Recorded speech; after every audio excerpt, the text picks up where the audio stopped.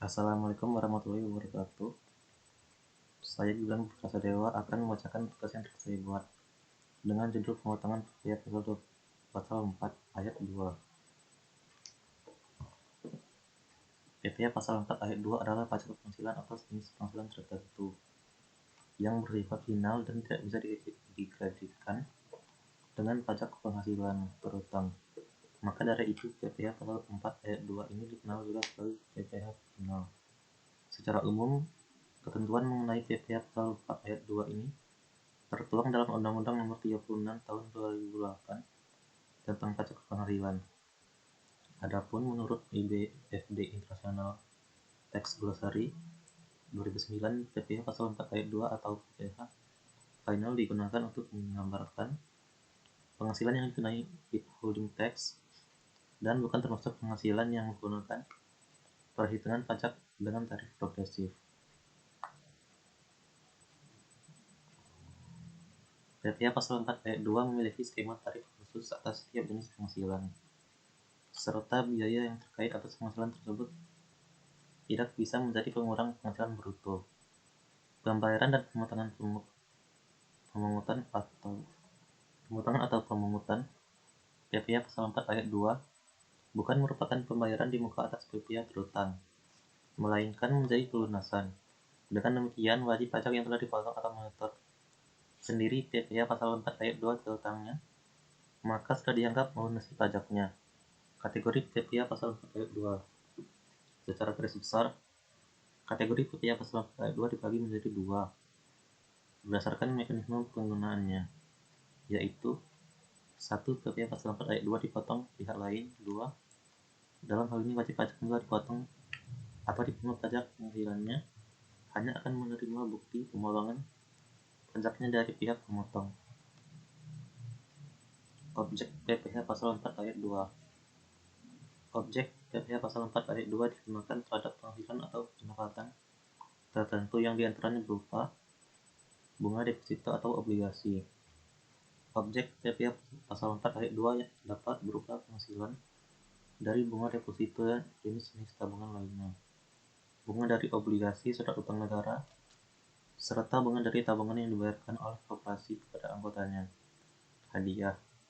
Objek PPh pasal 4 ayat 2 dapat berupa penghasilan dari hadiah berupa lotre atau undian, transaksi saham atau surat berharga.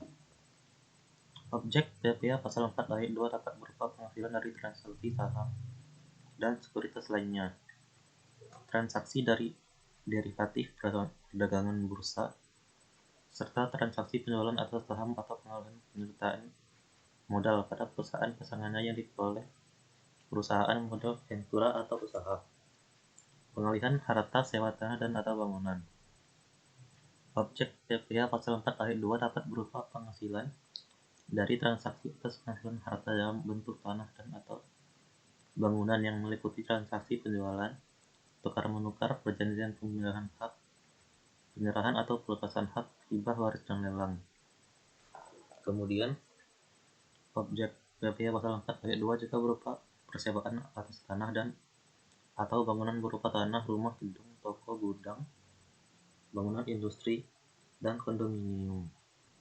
Selain itu, objek PPh pasal 4 ayat 2 juga untuk usaha jasa konstruksi, usaha real estate, dan penghasilan dari perencanaan atau penguasaan konstruksi.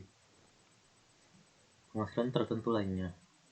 Objek PPh pasal 4 ayat 2 dapat berupa penghasilan yang diterima oleh wajib pajak yang mempunyai peredaran bruto tertentu, yang tidak melebihi 4,8 miliar dalam 1 tahun pajak, serta penghasilan tertentu lainnya yang telah diatur dalam peraturan pemerintah.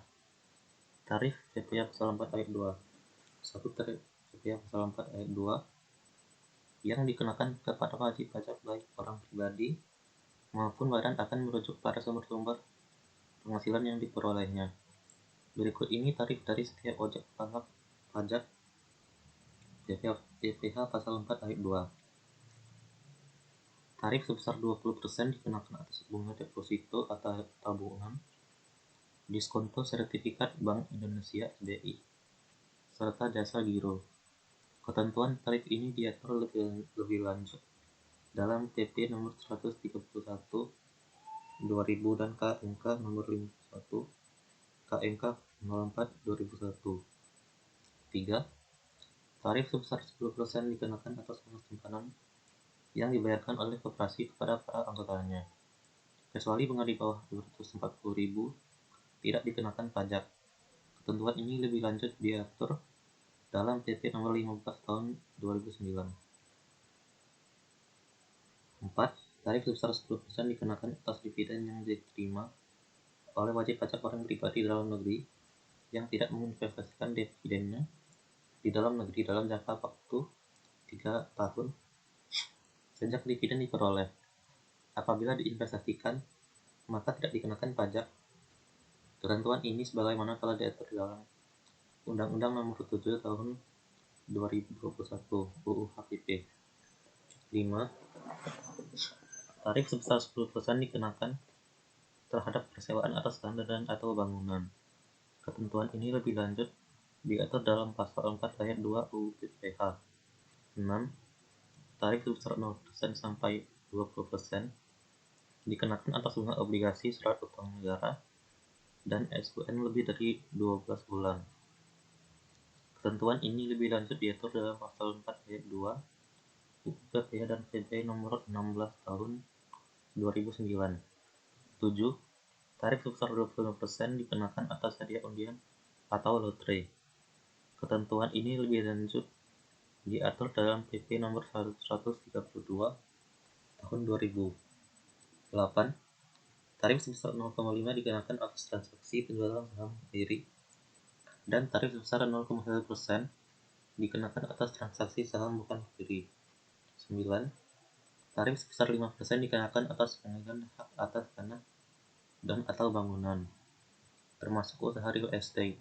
Sedangkan tarif sebesar 1% dikenakan atas pengalihan rumah sederhana dan rumah susun sederhana. Batas waktu penyetoran dan pelaporan. Penghasilan yang diterima oleh wajib pajak yang mempunyai peredaran bruto omset tertentu disetorkan paling lambat tanggal 15 bulan berikutnya setelah berakhirnya masa pajak. Sementara untuk pelaporannya, apabila sudah validasi NPWN, maka wajib pajak tidak perlu lapor lagi. PPh Pasal 4 Ayat 2 berupa bunga deposito, tabungan dan diskonto FDI disetorkan paling lambat tanggal 10 bulan berikutnya setelah berakhirnya masa pajak dan dilaporkan paling lambat tanggal 20 setelah berakhirnya masa pajak.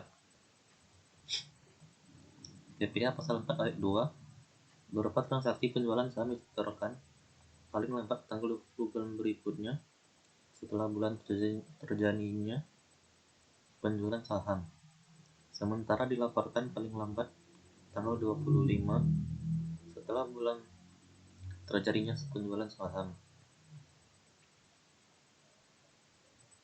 PPh Pasal 4 Ayat 2 atas hadiah undian disetorkan paling lambat tanggal 10 berikutnya setelah bulan saat terutangnya pajak dan dilaporkan paling lambat 20 hari setelah berakhirnya masa pajak.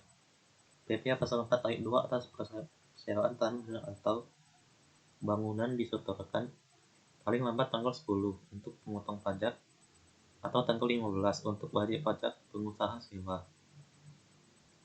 Bulan berikutnya setelah berakhirnya masa pajak, serta dilaporkan paling lambat 20 hari setelah berakhirnya masa pajak. PPh Pasal 4 Ayat 2 atas jasa konstruksi disetorkan paling lambat tanggal 10 untuk pemotong pajak atau tanggal 15 untuk wajib pajak jasa konstruksi bulan berikutnya setelah berakhirnya masa pajak. Sementara untuk pelaporannya adalah paling lambat tanggal 20 setelah berakhirnya masa pajak.